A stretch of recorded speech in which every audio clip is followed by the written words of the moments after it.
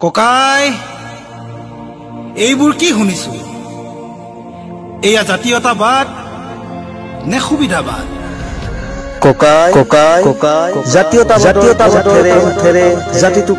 জাগ্ৰত কৰিছিল গানবোৰত গাইছিল গাঁৱৰ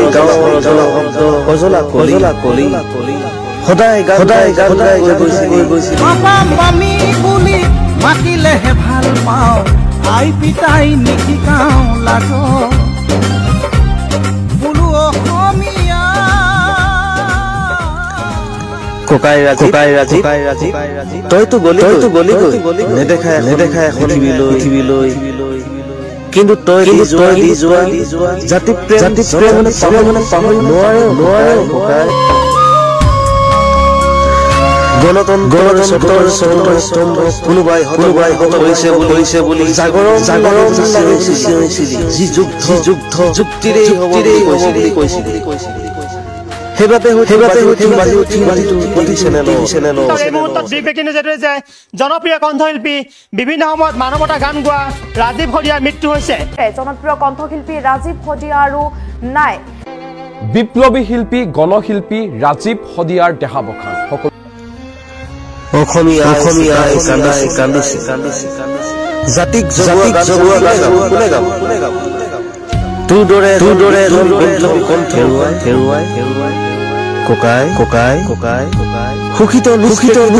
অসমীয়া জাতিটো কৈছিলি নিজৰ সংস্কৃতি কমাই দে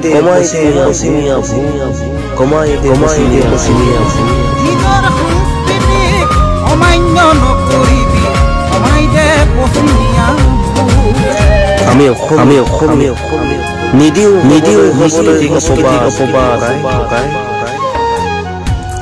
ডক্টৰ হাজৰিকা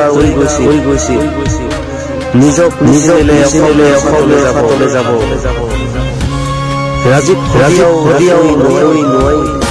আন্দোলনবোৰ দেখিহে লাগে গণতন্ত্ৰ আছে নেতাবোৰো পিছে কোনো ঠিক নাই তাৰ আঙুলিত নাছে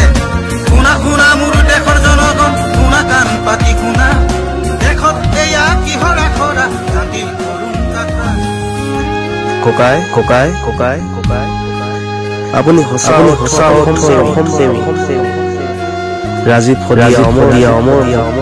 ৰাজীৱ শদিয়া জয় ৰাজীৱ শদিয়া অমৰ